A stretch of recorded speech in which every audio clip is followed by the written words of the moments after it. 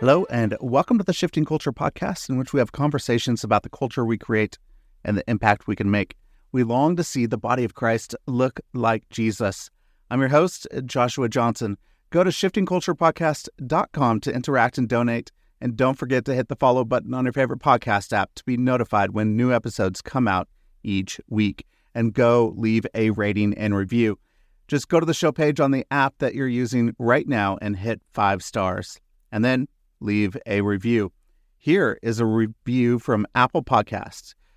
Lindy Lady 22 says, "Thanks for this podcast. I have enjoyed listening and learning new things from the experts you have on. Your work is building up the church, which is part of your aim. Well done, and thanks." Well, thank you, Lindy Lady 22.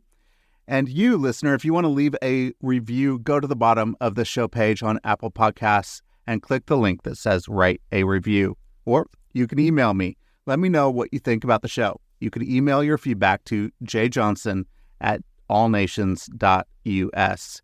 We have a great show for you today. It's the best of 2023.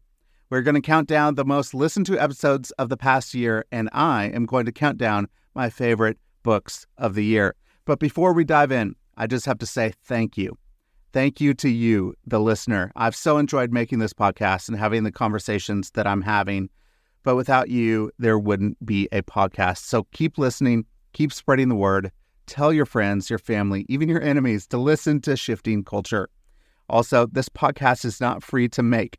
So if you would like to give to help me produce more episodes, I would greatly appreciate it.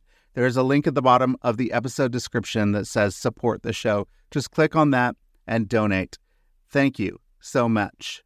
So let's dive in. To get us started, I want to share my picks for my favorite books of the year. I have a list of 20.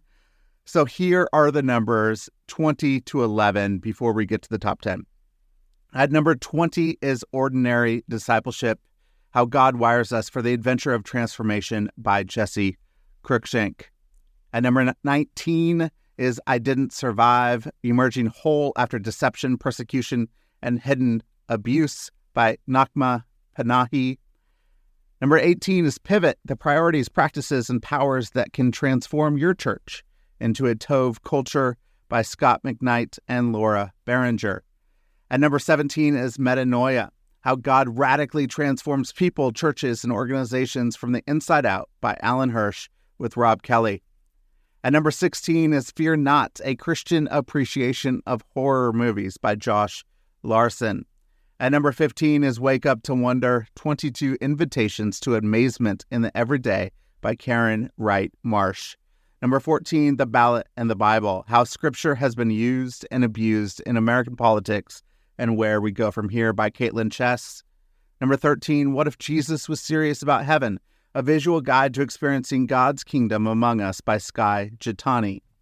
And number 12 is Orphaned Believers, How a Generation of Christian Exiles Can Find the Way Home by Sarah Billups. Number 11 is Stumbling Toward Eternity, Losing and Finding Ourselves in the Cross of Jesus by Josh White. So check out these books and the episodes that accompany them. So let's get into the top 10. My number 10 book of the year is The Scandal of Leadership, Unmasking the Powers of Domination in the Church by J.R. Woodward. Even though you could tell that this book is written from a dissertation and it could use a bit more editing to make it more accessible, the themes and ideas in this book are crucial for any leader to understand and implement. The idea that we are imitators and that if we imitate anyone or anything other than Christ, we will have problems is something that really needs to get into the soul of people as quickly as possible. The research, scholarship, and examples in this book make for something that will be a reference and a go-to for years to come. Now, let's hear from our most listened to episodes of the year.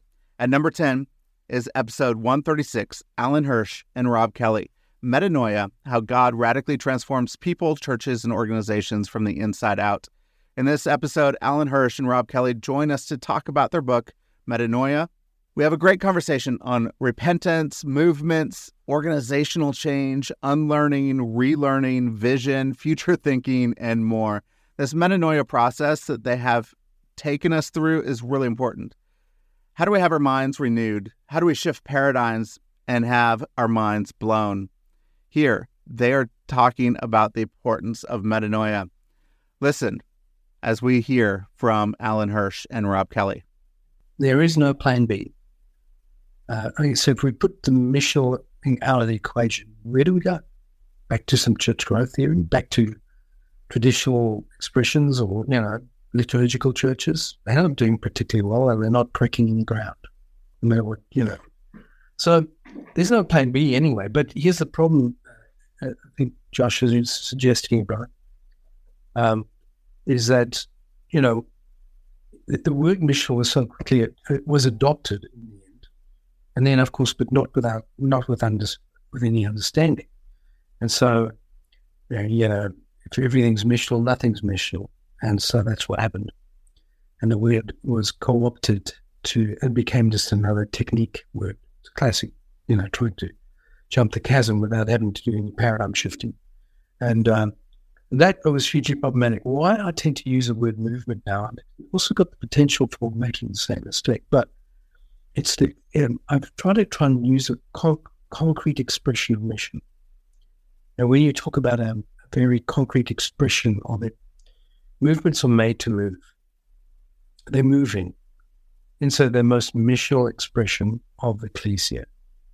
And because they're moving and they're adaptable and they're on frontiers, so there's a natural, dynamic to them, which you don't get in a more static version. So I tend to use that because it actually gives us a kind of a concrete image of what a missional looks like. If you want to know what missional looks like, movements are the best expression. Not the only. There would be other ways of expressing the mission of God in the world, but movements are our embodiments of mission. So that's why. Let's get to number 9. My number 9 book of the year is You Could Make This Place Beautiful by Maggie Smith. This is a memoir about the end of a marriage, the beginning of a new life, and finding a way to beauty through the disillusionment of circumstance. That is a hard thing to pull off, but poet Maggie Smith does it. It's raw, it's honest, and beautifully written. I read it and listened to the audiobook read by Maggie. It is a gorgeous book. The number 9 most listened to episode of the year is episode 124, James Martin, The Promise of Jesus' Greatest Miracle. In this episode, Father James Martin and I have a great conversation around the story of Lazarus and the implications of it for our life. We talk through disappointments, how Jesus weeps with us through our sorrows, brings new life, and invites us into a participatory life of helping free other people. Here is Father Martin. Interestingly, the town is called, it's in Palestinian territory, and it's called, which I love this, it's called Al-Azariah, which means the place of Lazarus. They still call it that in sort of the Arabic tongue. And so, people go into the tomb physically, pilgrims, and they imagine leaving things behind, but you don't have to, as you're saying, you don't have to go to the Holy Land to do that. I think that all of us have something that in our lives prevents us from living freely. Okay, as I said before, a grudge, a resentment, a disappointment, and often for people it's a disappointment that we have to really unburden ourselves of, or an unhealthy pattern of living. We might be mean or sarcastic or something, and the invitation is always to new life. So, for me, I think that the sort of imaginative way of thinking about this is, what is God calling me to leave behind? What is God calling me to let die? Because we are always, every day, are being invited into new life by Jesus, right? He wants us to let go of things, right?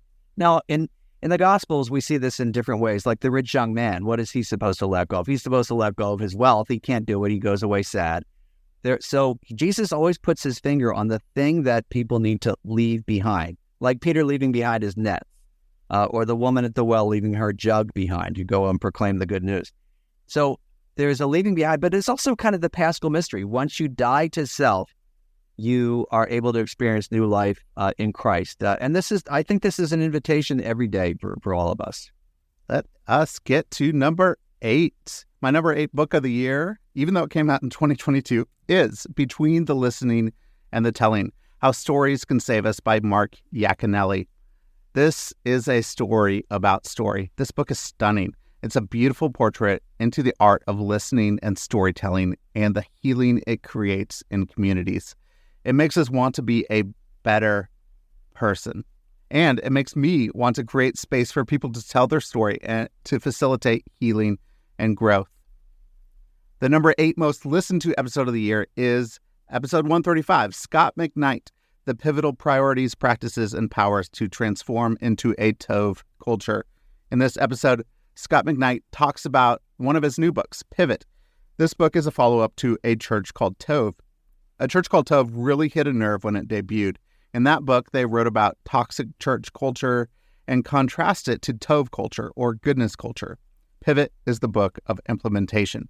What are the steps to get to a Tov church? What are the things that we need to implement? We talk about Holy Spirit, Christ-likeness, models, long patience, giving ownership over to the church body, and more. It is a great conversation. Here, you can listen to a little bit of Scott McKnight. Let's just say you realize that your church has too much institution creep, that it's too interested in, it has too much power in the culture and protecting the culture of the church, which usually means protecting the pastor, protecting the leaders, protecting the brand, protecting the reputation in the community, etc. And let's just say that's where it is. Well, the solution to that is to flip into a culture that knows one another's names, one another's stories, so that the church becomes a fellowship of people who know one another. You won't have an institution creep in a church where everybody loves one another. You don't have that. I mean, the institution creep is that we're a loving fellowship.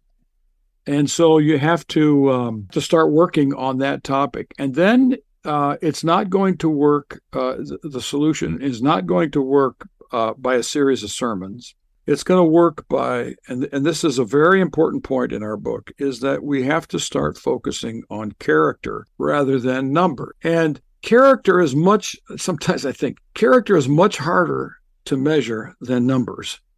And I think sometimes we gravitate toward numbers because it's easy to measure, but numbers can be so false. So let's just say you have 300 people in your church, 175 of which come to church twice a month, maybe once and a half. So how many do you really have? So numbers don't really tell the story. Some of those 175 who are barely engaged might be given a lot of money too. And that starts contaminating everything. So start working on character. Focus on individual leaders in the church being examples that are worthy of being followed. And I think that you will begin to see, let's say you transform from an institution creep to a storytelling fellowship. And the leaders tell their story, and their story reveals their character. And then they become sort of models of who to follow, and other people begin to follow that. And I think you can really start making an impact. On to number 7. My number 7 book of the year is The Creative Act, A Way of Being by Rick Rubin. The way that this is written helps any creative out there. And by any creative, Rick Rubin means every human, because it takes creativity to walk through this world awake and aware. This book reminded me to be present and to create. It's also a book you can pick up and read a short chapter, put it down, and practice what was there for the day. This is another one that I will go back to over and over again. The number 7 most listened to episode of the year is episode 97, Pete Greig, Shadows and Light. In this episode, Pete Greig talks about the paradox of the kingdom, serving the Good Shepherd and the bleeding lamb, finding diverse perspectives in the church, the importance of prayer, and hope for what could come out of Waverly Abbey. So let's hear from Pete Greig. So when my wife was, she suffered with a chronic illness for 20, 21 years now.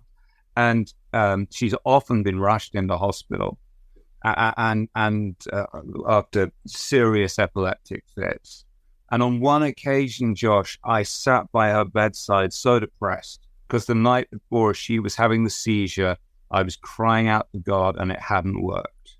Okay, it just didn't work.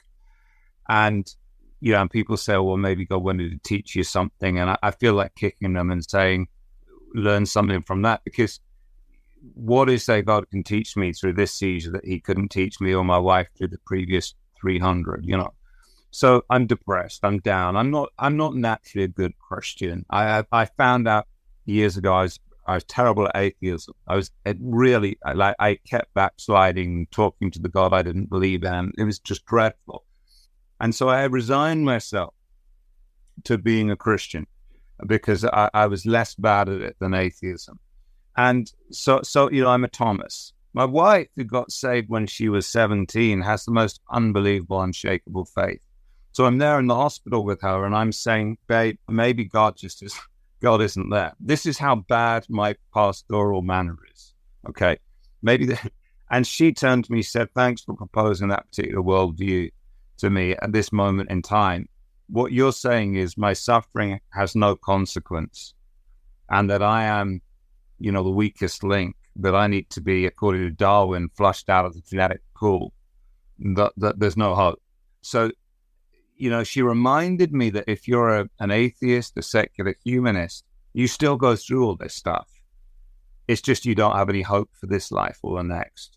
So I cling on to that bleeding lamb, and I cling on to the hem of the garment of that good shepherd, because life is too precarious, it's too wonderful and too terrifying without him.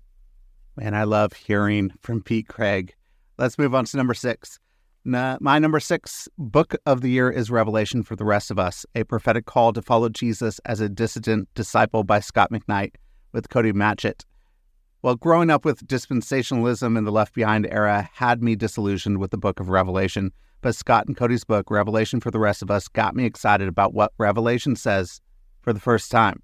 Reading it as a book of discipleship that raises up dissident disciples in the shadow of Babylon is a take that is applicable across time and geography.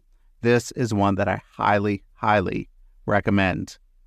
So the number 6 most listened to episode of the year is episode 95, Beth Pause, a God who identifies with us in our grief and suffering.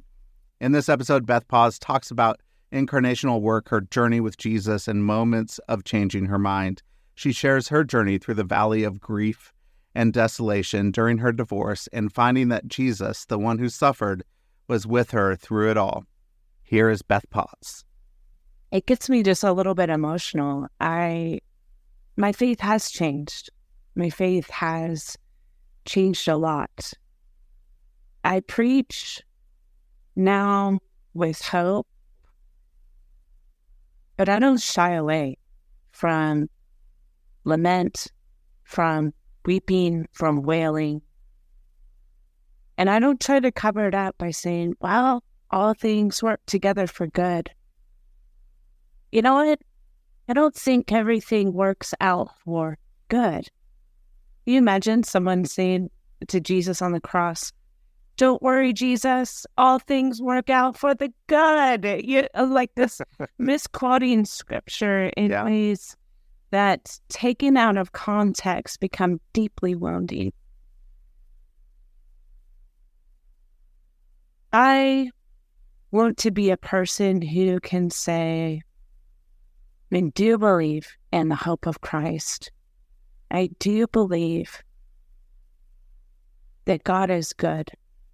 And I do believe, and I wait for the fullness of shalom to be unveiled. And I look throughout Scripture and I sit in those passages that say one day all things will be made right and tears will be wiped away from eyes and death will have no more place, neither mourning. It is the thing that sometimes makes me tick and keep going, is the beauty of restoration and redemption. In the meantime, I have so much more room for mystery. I can hold space for mystery in my faith. And as my good friend shared this weekend with me, in holding mystery, we actually create more room for all. You can't have one without the other. And so in the mystery of saying not all of my questions are answered, and the mystery of not knowing why some people's prayers are answered and other people's are not in the way that they want them to, I found that I can hold space for saying, I don't know, and I may not know, but I also have more space for the awe of things that are beautiful. And we don't have an answer for why they're so beautiful. Yeah. It's just like if we try to you can't selectively numb feelings and emotion. If I try to numb out my pain or my disappointment, I'm going to numb out my joy and my laughter. Isn't that beautiful that we could hold in tension the shadows and light, like Pete Greig says, or, the hope and the lament that Beth Paz talks about? It is a beautiful thing that we could hold those in tension, and the kingdom is a paradox. It is like that. Let's move on to number 5. My number 5 book of the year is Tell Her Story, How Women Led, Taught, and Ministered in the Early Church by Nijay Gupta. The scholarship and illumination of the role of women in the early church is extremely helpful. I really love books like this. They take something that is familiar and makes us look again and realize that something was there all along, but we missed it. I have given this book away more than any other this year. The number 5 most listened to episode of the year is episode 104, Hugh Halter, Family on Mission. In this episode, Hugh Halter talks about family on mission, raising kingdomlings, not church kids, the importance of being less individualistic, materialistic, and consumeristic, releasing our kids to the Lord, discipleship in the family, and more. Here is a bit of Hugh Halter. As adults, we can easily tell the Lord, hey, do whatever you want with me, but don't jack with my kids. Ryan did pass away 2 years ago. He always had his struggles, so we were ready for him to die at any moment. But just 3 weeks ago, my youngest daughter, McKenna, who's 27, almost died. She was pregnant and lost the baby, but she had a massive hemorrhage. And for about 3 days, we literally were thinking we were going to lose the second of our 3 children. And I remember walking out in the field, and I had it out with the Lord. I'm like, you got one of them, you don't get 2. And there I am being tested at chapter 3 of the book I wrote. Again, it's like some point we have to give all of our kids back to the Lord. And hopefully it's on week 1 when you get them, you take the baby and you go, oh, I have this, God's given me this beautiful baby. But the sooner you can give them back and literally mean it. And I got there around day 10. I told the Lord, hey, sorry about the attitude. If you need to take the second one, I said, I'm not okay, but I'm okay. Like whatever your will is. But when you say that, then you're not just a protector of your child, you're actually a developer. And that's why I tell people, don't buy this book if you're just looking for cool little parenting tips. This book is about raising kids that maybe someday would give their life for the story of Jesus. And that does not preach real well. It lives really well if you do that. And where that gets played out, I remember my daughters coming to me in high school after one of their friends had been killed in an alcohol-related accident at a party. And they were angry, and they were spitting mad, and they were in tears, and they said, we're going to go to every party from here on out. As a parent, you don't really want to hear that your daughters are going to go to every party. But we talked about it, and I said, if you'll take a couple more kids with you, you'll go as 4 of you will always go together. Because I knew what their mission was. Their mission was to make sure nobody ever drove drunk again. And so, yeah, when you settle that issue, I'm going to let Jesus take my kids. What's funny is like the Bible that we read is all those crazy stories. And those stories of the disciples dying, most of those cats were 22 to 25 years of age. A lot, when they started to follow Jesus, they were in their late teens probably. So it's not that weird to see your 17-year-old go, hey, I want to go on mission. And we have to be willing to trust them to the Lord on that. Now, you don't do that when they're 4, right? We still need to protect and provide, but there's a point where all of our kids, sometimes they get there when they're 12, sometimes 18, 19, sometimes 24, but at some point they're going to get to the point where they have to run their own show, and you got to give them the car keys, even if they're going to wrap the car around a pole. At some point, you have to trust your kids with the Lord as much as you would trust your own life to the Lord. That is so crucial and so difficult to do, is trust our kids to the Lord. But we want to be able to release them to develop our children. And Hugh Alter, he nailed it. It was such a good conversation. Let's get on to number 4. My number 4 book of the year is The Evangelical Imagination: How Stories, Images, and Metaphors Created a Culture in Crisis by Karen Swallow Prior. This is a stunning cultural analysis, which is incredibly written. Prior takes Charles Taylor's social imaginary concept and runs with it. Our collective imagination has led us to this moment of crisis in the American evangelical church, and our collective imagination can move us into a brighter future. This is the type of book that I get excited for. The number 4 most listened to episode of the year is episode 122. Karen Swallow Prior, The Evangelical Imagination That Has Shaped a Culture in Crisis. Look at that. We have synergy. Karen Swallow Prior and I have a fantastic conversation around evangelical culture and true Christian faith. We dig into the history of evangelical faith, what myths, stories, and narratives have contributed to the underlying assumptions we have on how the world works. And we talk about how to be faithful to Jesus in the midst of unexamined culture. Now, here is a bit of Karen Swallow Prior.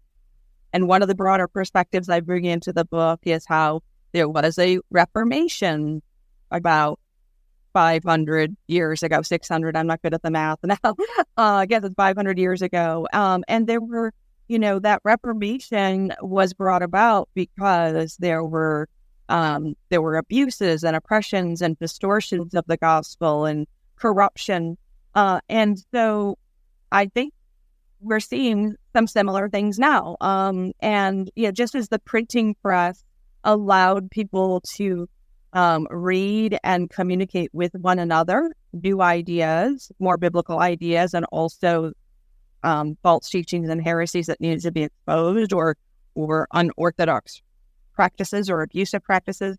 The digital age is allowing a similar thing today. So people are talking, they're communicating, they're seeing abuses that have been covered up are being uncovered. And so I think we're in a moment that the crisis of the subtitle where we're faced with these things. And I think history will tell that there was sort of some sort of turning point in this moment, maybe another Reformation. I talk about that in the book.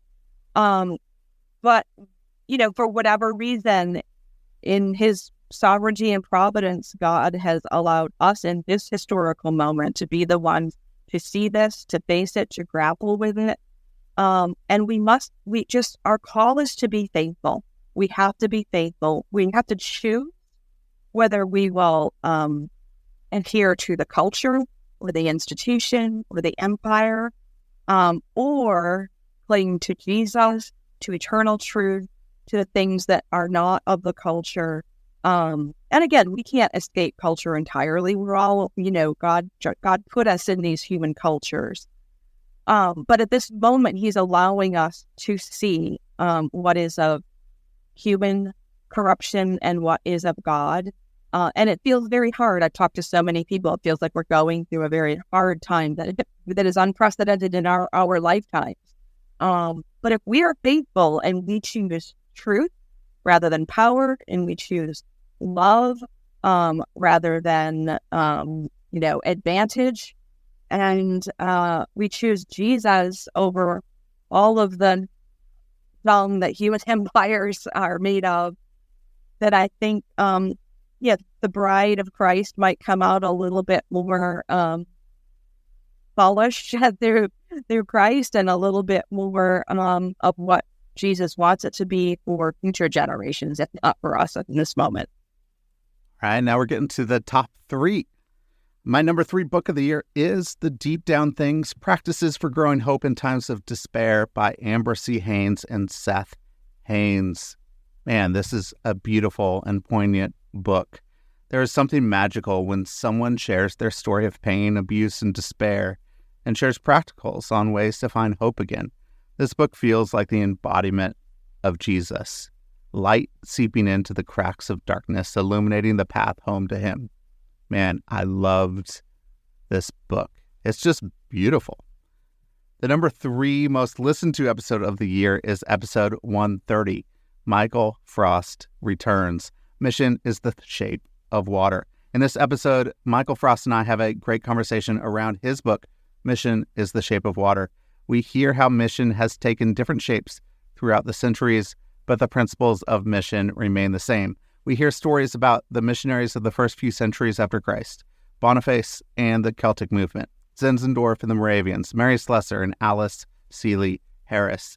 We then move into how all of this history impacts our world today, what we can learn, take from, and move on from as we join God in his mission to draw all peoples to himself. So let's listen to Mike Frost. Having viewed how different Christians throughout different eras of history have been shaped by their contexts and have been faithful to the gospel, what is our current context? What's the container into which we're pouring mission? And Christians are used to sort of thinking about all the terrible things that are happening in the world, and there are themes and trends in society today that we need to resist and be concerned about. There's no question about that. But in what ways are we on the doorstep of a genocide in the Belgian Congo? Or to what degree are we engaging with the issue of slavery? Or to what degree are we actually responding to an agrarian society in Southern Africa, which is being attacked by the Boers and the Zulus? Like, let's observe the context, and then what challenge are we being called into? And I think that there are lots of interesting trends and themes. I outline them toward the end of the book, where I feel like there's an incredible movement toward the democratization of leadership. What we're seeing now is this kind of emergence of very young people leading global movements like Malala, you sort of say, like Greta Thunberg, people like that. Whether you like, everything that they say or do is not the point. The point is actually what we're now seeing is grassroots movements bubbling up, often led by very young, passionate people. And this is offering us a shape. This is asking us, does the gospel have something to say to this? And I definitely think it does. That, in fact, what we've discovered throughout history is this is the way the gospel moves, not from the top down, not from the powerful, not from those with lots of autonomy and access, but actually from listening to the voices of the marginal or the poor or the young, and from recognizing actually movements emerge this way in really significant ways. So I think that churches, I think that Christians ought to see that mission ought to have something to say about creation care and about issues to do with climate change, ought to have concerns about the role of women and the protection of women. And I know that this is a triggering kind of phrase for a lot of people, but a toxic kind of masculinity, which does orient men toward control and command and even violence. And I feel like, I'm not saying all men are violent. I am saying that actually listen to things like the Me Too movement or Black Lives Matter. You don't have to join the whole movement or agree with everything that these movements are about, and they are shaping our world. And if we ask ourselves, does the gospel have anything to say about racial reconciliation and justice? Of course it does. Does it have anything to say about the valuing of women as equal to men? Of course it does. Anything to say about care for the environment? Of course it does. And it's about us being willing to listen to the context as it's demanding a new world and a better world. There are lots of very positive themes there that are emerging.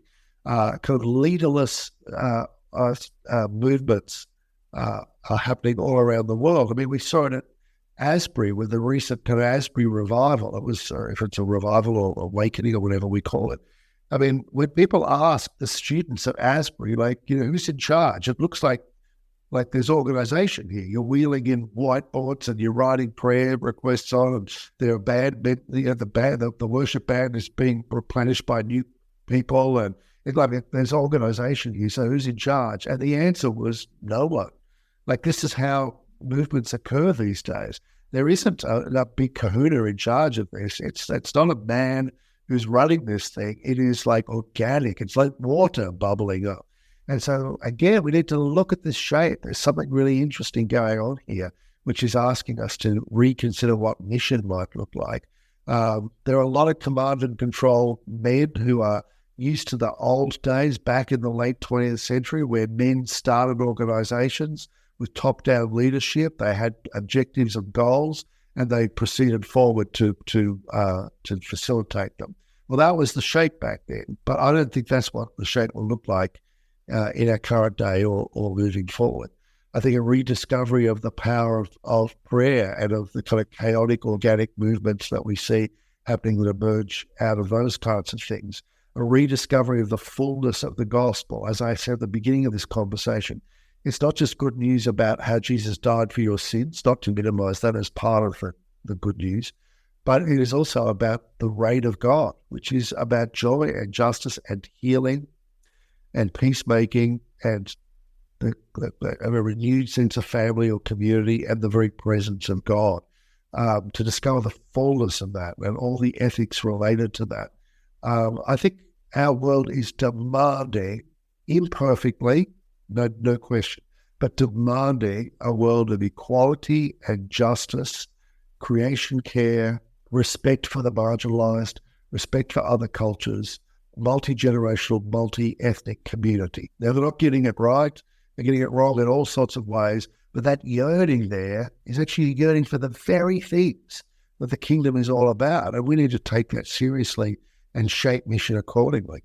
And here I am talking about Mike Frost again, because my number 2 book of the year is Mission is the Shape of Water, Learning from the Past to Inform Our Role in the World Today by Michael Frost. I love this book. Frost takes missions history and makes it come alive for us today. He shows how the gospel is good news for people across time and culture in their specific contexts. He doesn't hold back and shows both the good and the bad that missions movement has created. And then he draws a line from the past to our current moment and propels us into the future with a vision of the reign and rule of God's kingdom that is inspiring and holistic. Well, the number 2 most listened to episode of the year is episode 113, Andrew Root Returns When Church Stops Working. In this episode, Andrew Root talks about his latest book, When Church Stops Working, and he answers the question, why isn't innovation the answer? He talks through waiting for the Spirit's leading, paying attention to our stories, being witnesses to the acts of God, and sitting with the sorrows of our neighbors. Let's hear a bit from Andy Root. We all want to say, and we all should say in many ways, that, Pentecost starts the church. So we're looking at Acts 2, and, especially in this day and age for the last 20 years, as we thought about the revitalization of Protestantism, we thought we got to be Acts 2 churches and things like that. And there's something really, I think, true about that we should embrace. But we do forget that in Acts 1, the first command that Jesus gives to the church is to go to Jerusalem and not do anything, but just to wait and wait for the Spirit to come. And yeah, we do play with it. I mean, I guess it's an exegetical, contested point, but our kind of playing with it is, that they get antsy. And so what do you do when you're antsy at a church and you feel like you're trying to do something against not knowing what to do? Is you start calling meetings and getting people on committees, but to directly address your question, I think there's something inherent in what it means to be a human being that we're always kind of evaluating our lives in the sense that we're always trying to aim our lives towards something good that it compels us to want to do something. And we do know ourselves and find ourselves deep in communities as we do things, as we actually take on actions. But there is a deep sense here that what's at stake in that is if you're aimed towards the wrong action, if you end up having a kind of misconstrued understanding of what is good, you can get things really messed up. And, Jesus' command here to wait is really not to create it absolutely is not to create a community that doesn't do anything in the world or doesn't make a difference in the world or is so internally kind of constituted that it just wants to sit around and think about itself or something. That's the last thing Jesus wants. I think Jesus wants to create a community that is dependent on the Spirit and the Spirit's leading. And that does take a spiritual discipline. I mean, it's a discipline of learning how to wait. And what we're waiting for really is not to like our bank accounts to accrue or even for our energy to go up and be able to do something. What we're waiting for is the leading of the Spirit to lead us. So, Pentecost happens after the casting of the lots for the 12th disciple. And at least some theologians have interpreted this that, like, we don't hear anything again after the selection is made, but we hear a lot in the rest of Acts about Paul, so the Spirit selects Paul, whether you want to call Paul the 12th apostle or not, but Paul thinks that about himself. Like, he thinks his gospel is not mediated from anyone, just like Peter and James and John. It comes directly from Jesus. I mean, he's very clear about that in Galatians. Like, you don't have to be circumcised because my gospel too came directly from Jesus. So he has this deep sense that he is an apostle in the same kind of immediacy that any of the 12 or 11 had encountered and walked with Jesus. And I do think that to hear the Spirit, we have to take on this ability to wait, and especially in a late modern time where it just feels like, I guess it's back to our building thing again, like, do something, even if it's the wrong thing, do something. I don't know. I mean, that's a good, probably capitalist principle. I'm not sure it's a Christian principle, that like, even if it's the wrong thing, just do it. I don't know. I think in the wisdom of Christianity, there's a sense of like, wait and be with your neighbor, hear their stories, allow spaces to break bread together and share in each other's lives. And particularly, there's a kind of dynamic of what does it mean to share in the sorrow of the world and to share in the sorrow of the neighbor. And in the midst of that, God's going to call you to something profound. But there is a kind of passiveness to that. And I know that's even a really bad word for us late modern, middle class, upwardly mobile people. Like, to be passive is like the worst thing you could be. But at the core even of the Reformation, Luther really thinks that the call of justification or the implications of justification is that we are rendered passive to have God's act, and that there's freedom in that passivity, that there's the learning to receive a gift. And so I think that's the ultimate thing. And maybe it is that us late modern people, especially Americans who lived in consumer capitalist societies, we don't really believe in gifts. We don't really receive in waiting to receive a gift. We think you earn what you get, and in hard work is what achieves it. And so how dare we wait? And yet I think if we don't wait, we just end up having this deep temptation of turning God into a product, into a pet, into our mascot, that we forget that God is not God. And we think that maybe we even think the church is more important than God, which I think is something to beware of. And here we are at our number one book, number one episode, and there's some synergy again right now. The number one book of the year is The Church in an Age of Secular Mysticisms, Why Spiritualities Without God Fail to Transform Us, by Andrew Root. We just heard from him in When Church Stops Working, which is a fantastic read. I would highly recommend When Church Stops Working as a brilliant distillation of the first 5 books of the Secular Age series, and then read this one, The Church in an Age of Secular Mysticisms. Man, this book awakened new synapses in my mind. It made sense of the world in which we live in a way that is stunning and profound. There are a few books that make you see the world differently. This one is a prime example. The whole Secular Age series that Andy has written is incredible. And the number one most listened to episode of the year, here it is. We have synergy. Episode 128, Andrew Root, The Church in an Age of Secular Mysticisms. So Andy and I have a great discussion around his new book, because we live with an utter buffet of spiritualities and we have our choice of what we use to transform us. And because we live in the age of the self in which everything has to go through the self, we are caught in tension and we have become guilt saturated. This is not because we live under the should of God's commands, but because we could have been better. We have let ourselves down. This leads to more depression. This leads to more anxiety. So what do? We try and fix ourselves. But Andy argues a couple of things here that we get into, that memoirists are the new mystics and they point to a way of transformation. And all of our conflicts are not polarized in two directions, but they are triangulated. There are 3 points of conflict. What are they? Well, you have to listen to the whole episode to find out. But once again, here is a little bit of Andy Root as he talks about the church in an age of secular mysticisms. What ends up happening is that everything becomes a hack to perform better. And one of the things that happens particularly with an AA, so, you're referencing these other memoirs. So, there are these memoirs of heroic action, but there are also these memoirs that also had a deep sense of the self, which was this kind of sense of your inner genius. You find your inner genius, and those came around romance, where like people found spirituality around falling in love, but they ultimately kind of came down to you find your inner artist kind of, and this inner artist is who you most are, and you win affirmation for that. But in both of those sides, the kind of inner genius or the heroic action, it really is about the self winning ground for itself.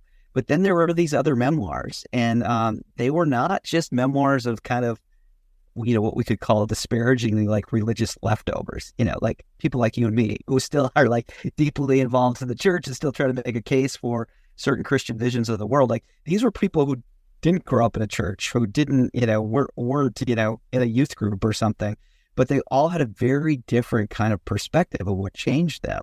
And what changed them was not that they found their inner genius or they found themselves heroic impulses. What they discovered is that their action could not save them. What they discovered is that the more that they tried to do the things that would get them, that would help them perform, the more they lost themselves, the more they lost kind of grip on what it meant to be human. And these really were at their core narratives of addiction. Like the addict really thinks that their actions can set them right or justify them in some way. And the move of AA, which is so beautiful, is that you have to surrender. You have to surrender to the fact that you are an alcoholic, and you have to have some kind of sense of a higher power that you now are surrendering to. And it's not very dogmatic necessarily, but it's a profound, and this is one of the reasons I think AA is so profound, is up against the performative self of late modernity. It's a starkly different kind of theological anthropology. It says your actions cannot save you, and look what your actions have done. And one of the memoirs that really illustrates this was this memoir called The Recovering by an author named Jameson. And she ends up like just, she's been drinking. She's a writer. She's at the Iowa Writers Workshop, one of the great writing centers in America. And she just like, you just drink. When you're like a MA student in lit, you just drink. And that's what all the great 20th century writers did, like Hemingway's just drunk all the time. And so if you want to be a good writer, you have to drink, because that's what supposedly gets your words out, but it also gives you these crazy experiences you write about. And she ends up in AA, and she kind of thinks to herself, though she's not really honest to herself, she kind of thinks like, well, good, now I'll be able to harvest all sorts of stories. So it's her job to, like everyone has to, she has to give up and tell her story. She has to make a confession, as we would say in the Christian tradition, that she's an alcoholic. And so, you have to narrate that confession. So she starts telling her story, and she's very aware that she's performing, that she's giving a performance. And one of these guys in the back, one of these recovering alcoholics, yells at the top of his lungs in the middle of her presenting this story. He just blurts out, "This is boring." He just yells at the top of his lungs, "This is boring." And it shook her, and it led to this realization that he was absolutely right. Like, you can't BS a BSer. You know what I mean? Like, he knew that she was not making a confession. She was performing herself. And it did take her down this road where she realized, it's really quite fascinating in these addict memoirs, that she realized she needed to start praying.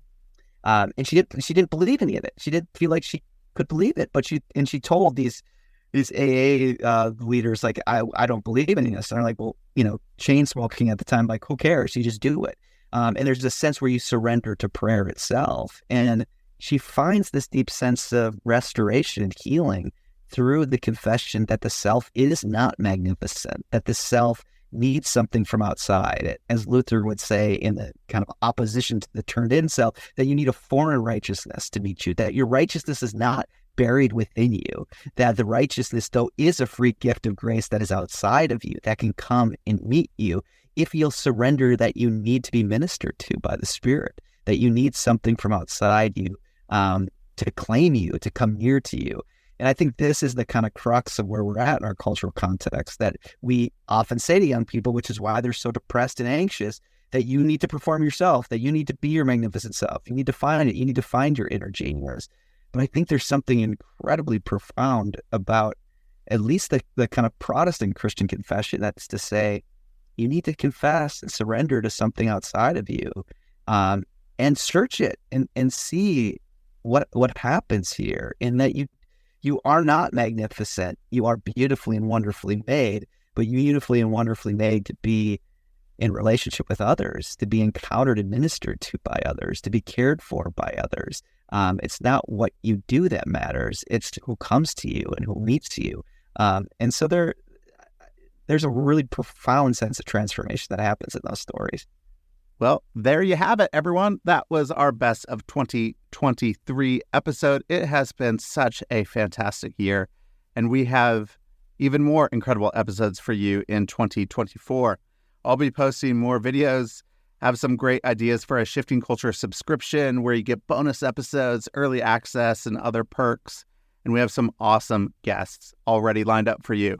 So join us for more in 2024. Find us on Instagram, Facebook, Twitter, or X, as people call it, Threads, and YouTube. And send me an email. Let me know your favorite episodes and some of your favorite books. Thanks, everyone. Have a happy new year.